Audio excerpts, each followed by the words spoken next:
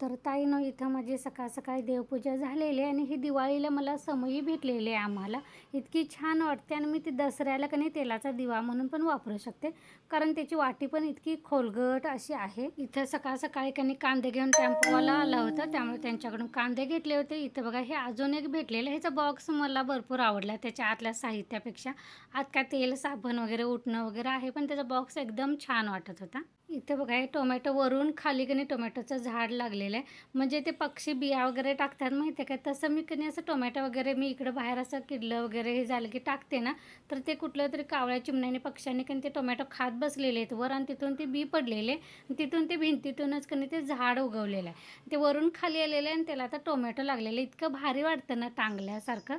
तर तिथून मी आत आले, त्यानंतर ते मी पर्पल कलरची उडी बघितले, नीलसाठी घेतलेले. तर बाकीचे कपडे धुवायलासाठी काढताना त्याच्या जीन्समध्ये व सस्पेन्शिल, खोडलबर, शॉर्पनर असं काही ना काहीतरी की नाही सापडते.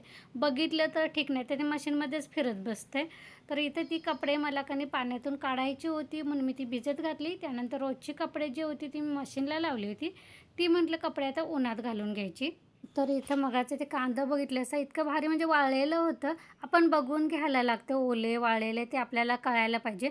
बाकी 100ला 3 किलो, 4 किलो, 5 किलो, 6 किलो जसा दर असेल का नाही तसं येतात विकायला. सकाळ सकाळी आला होता, पण मला कसं पोरांच्या डब्यातून मिळत नाही, तर समोरच्या काकींना मी सांगून ठेवलं होतं, तर त्यांनी मला आल्यानंतर घेऊन सकाळ सकाळी देऊन गेले.